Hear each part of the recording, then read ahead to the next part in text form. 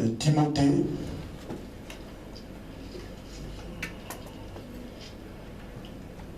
Ou épître de Timothée, chapitre 4. Nous allons lire du verset 1 à 5.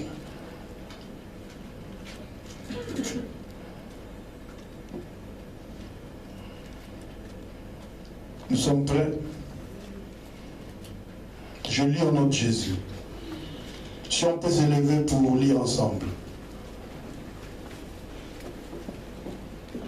La Bible nous dit, mais l'Esprit dit expressément que dans le dernier temps, quelques-uns abandonneront la foi pour s'attacher à des esprits séducteurs et à des doctrines de démons, par l'hypocrisie des faux docteurs portant la marque de la flétrissure dans leur propre conscience. Ils prescrivent de ne pas se marier et de s'abstenir d'aliments que Dieu a créés pour qu'ils soient pris avec action de grâce par ceux qui sont fidèles et qui ont connu la vérité. Car tout ce que Dieu a créé est bon et rien ne doit être rejeté pourvu qu'on le prenne avec action de grâce. Parce que tout est sanctifié par la parole de Dieu et par la prière. Nous allons encore lire Matthieu 21, 18, 22. Matthieu.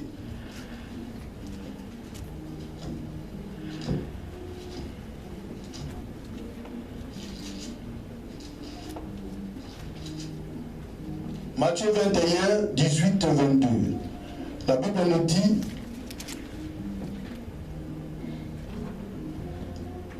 le matin, en retournant à la ville, il eut faim. Voyant un figuier sur le chemin, il s'en approcha, mais il ne trouva que des feuilles. Et il lui dit, que jamais fruit ne naisse de toi. Et à l'instant, le figuier sécha. Les disciples qui virent cela furent étonnés et dirent, comment ce figuier est-il devenu sec en un instant? Jésus leur répondit, je vous le dis en vérité, si vous avez de la foi et que vous ne doutiez point, non seulement vous feriez ce qui a été fait à ce figuier, mais quand vous diriez à cette montagne, ôte-toi de là et jette-toi dans la mer, cela se ferait. Tout ce que vous demanderez avec foi, par la prière, vous les recevrez. Que le Seigneur bénisse sa parole. Amen. On peut s'asseoir. Seigneur, bénis encore cette parole que nous allons écouter cet après-midi. C'est une journée vraiment exceptionnelle de grâce et de faveur. Sanctifie, Seigneur de gloire, nos oreilles, restaure, Seigneur, notre écoute, afin que nous puissions l'écouter dans une dimension spirituelle. Tout ce qui n'est pas de Dieu dans cet endroit, Père de gloire, je le chasse encore dans le lézardis de notre Jésus. Tout esprit qui vient pour voler la parole, Père, je le chasse dans le lézardis de notre Jésus. Que je diminue, que toi seul, tu puisses prendre contrôle de toutes choses. Cher Saint-Esprit, glorifie seulement le nom de Jésus. Dans le nom de Jésus, j'ai ainsi prié. Amen. Amen. Le thème que nous allons développer, n'abandonnons pas la foi. N'abandonnons pas la foi.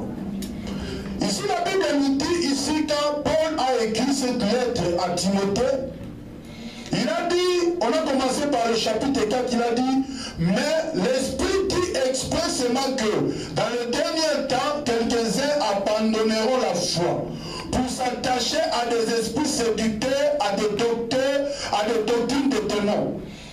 Par leur hypocrisie, nous sommes déjà dans le dernier temps et nous sommes dans le temps où les choses commencent à changer même dans l'église. Il y a ceux qui sont dans le monde, qui viennent dans l'église, qui sont détruits même dans l'église de Dieu. Pourquoi? Parce que les choses dans l'église de Dieu ne sont pas bien éclairées. C'est pour cela que la Bible nous dit que ceux qui n'ont pas la connaissance partent à leur prédiction. Un aveugle ne peut pas conduire un autre aveugle. Donc la parole de Dieu doit être bien expliquée afin que nous puissions à la sainte doctrine, pour que nous puissions marcher là où nous avons la promesse. Notre promesse, frère, ce n'est pas une autre promesse, mais c'est l'éternité. Quand nous sommes là, nous marchons vers l'éternité, la promesse que Jésus a faite, la promesse que personne d'autre a pu faire. Donc nous avons une promesse que d'autres doctrines n'ont pas. Nous avons une promesse que d'autres ismes n'ont pas. Nous sommes des chrétiens, nous savons que notre leader était mort, il est ressuscité. Il nous appelle à la repentance, il nous appelle à la foi. Si nous sommes chrétiens, nous ne le sommes pas par nous-mêmes. Nous sommes chrétiens que par la foi, parce que nous avons cru à Jésus-Christ. Mais ici, quand Paul a eu cette inspiration, il a écrit cette lettre concerne aussi l'église d'aujourd'hui. Il a dit l'esprit, mais l'esprit dit expressément que dans les derniers temps, quelques-uns abandonneront la foi. Il y a ceux qui ont déjà abandonné la foi. Pourquoi? Suite à des situations, suite à des difficultés, suite à des situations. Si dans l'église il n'y a pas la croissance, il y a ceux qui commencent à appliquer la doctrine des démons pour prendre les mystiques pour dominer le peuple de Dieu. Quand le peuple de Dieu viendra, il faut s'asseoir nombreux, mais pour les conduire en enfer. Laisse-moi te dire, notre Seigneur Jésus, s'il avait besoin de prendre 5000 disciples, les instruire et les ramener jusqu'à aujourd'hui, il voulait le faire. Mais il a pris seulement 12 personnes. Si nous sommes là, le nombre que nous sommes, si vraiment nous nous appliquons à la connaissance de la parole de Dieu, nous allons défier ceux qui ont les doctrines des démons. Nous allons défier les faux docteurs. Nous allons défier le système qui est appliqué aujourd'hui dans l'église de Dieu. Laisse-moi te dire, la Bible nous dit déjà, sans la foi, on ne peut pas être agréable à Dieu. Mais comment dans le dernier temps, les gens abandonnent la foi? Des serviteurs de Dieu qui sont dignes, les serviteurs de Dieu qu'on peut respecter, les serviteurs de Dieu qui ont fait la théologie, ils s'attachent à des trucs de démons. Je connais même un ami pasteur, un autre pasteur est venu nous voir à la maison, c'est un ami à moi. Donc il m'a expliqué que non, cet homme est venu chez moi. C'est un pasteur qui a une église grande. Il est venu pour nous dire que non, ensuite opération. Amen. Donc cela veut dire, il doit être représentant de ces gens ici en Belgique. Donc salaire, on va vous payer ça, c'est 4 000 euros. Lui-même, il touche déjà 8 000. Nouvelle voiture, ça la bien.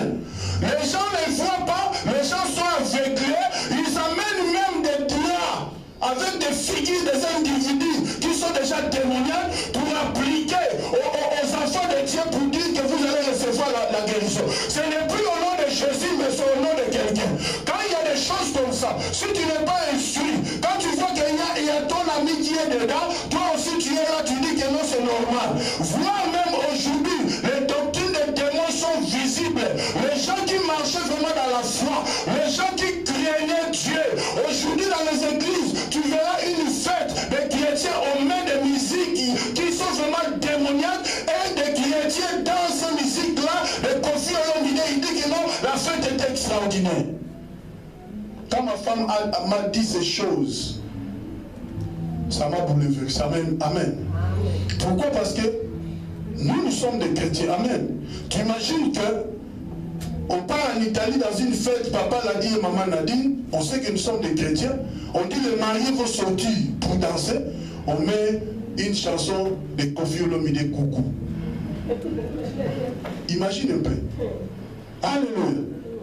Mais ce sont des gens qui marchaient dans la traîne de Dieu, qui marchaient normalement avec Dieu. À cause de la réforme, ils ont changé les choses. Ils marchent dans le système des démons pour dire que l'église doit être réformée. L'église a été déjà réformée quand Jésus a dit tout est accompli. Le rideau du temple a été déchiré. Toi-même, tu es capable d'entrer dans la présence de Dieu. Ils ont fait le système de virement pour te dire seulement, ils appliquent seulement le système des démons et la doctrine de Balaam. Ils ont mélangé ça. Donc ils travaillent pas pour que les âmes entrent dans le royaume qui est précis, le royaume de Dieu, mais pour que les gens commencent à posséder le royaume qui est sur terre. Ils ont abandonné la foi, mais ils croient qu'ils croient en Jésus-Christ. Non, ils ont la foi à autre chose. Ils croient aux idoles. Ils croient à ce que toi tu ne crois pas. Ce sont des gens, quand tu te mélanges avec eux, tu peux aussi être envoûté. Ils ont abandonné la foi. On ne peut pas être mélangé avec eux. Nous, on peut être attaqué. On peut être envoûté, mais comme nous avons Jésus, on peut s'élever. Mais eux, depuis qu'ils sont tombés, depuis qu'ils sont à Patamaram, ils sont demeurés là-bas, ils ne bougent pas, ils partent en enfer, ils proclament que nous réformons l'église. Nous faisons ça. Ils ne réforment pas l'église. Ils sont en train de voler des âmes de Dieu pour les transformer à Satan. Quand il y a des sacrifices démoniaques qui s'appliquent dans ces genres de doctrines ou de ces églises, il n'y a personne même qui comprend. Quand il y a la mort qui entre, personne ne comprend, on dit que c'est normal. Ça, ce sont des doctrines de démons. Nous devons faire très attention par rapport à cela. Si nous ne lisons pas la parole de Dieu, on peut nous conduire partout où nous voulons. On peut nous conduire partout où ils veulent. Alléluia. Ils peuvent nous conduire dans les ténèbres. Alléluia. Laisse-moi te dire, frère, il n'y a rien d'autre. Aujourd'hui, l'église est détruite. Aujourd'hui, l'église est dans le faillite. Si nous prêchons n'importe quoi, si je veux prêcher la parole de Dieu, pour le Libounanga, il y a les messages que je peux communiquer. Ici, ça sera plein. Alléluia. Il y a l'imposition des mains. On chasse les démons. Non, on ne chasse même pas les démons. On donne encore les démons. On dit les miracles, ce ne sont pas des miracles. Ce sont des trucages démoniaques. Moi, je t'appelle seulement à être veillé. C'est une parole qui a été proclamée. Quand nous avons lu Matthieu 21, la Bible nous dit que Jésus marchait. Et il a vu un arbre de figuier. Alléluia. Il a vu qu'il avait faim, il voulait manger quelque chose, mais il n'y avait rien dedans. C'est comme les chrétiens aujourd'hui. Les chrétiens aujourd'hui sont comme ces figues. Alléluia.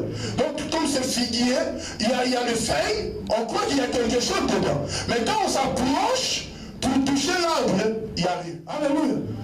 Donc, nous devons nous préparer à être des chrétiens qui sont dignes. Laisse-moi te dire encore, te le répéter encore, mon frère. Sache qu'aujourd'hui, les rideaux ne peuvent jamais être fermés. Le rideau est ouvert pour toi, pour que tu puisses entrer toi-même dans la présence de Dieu.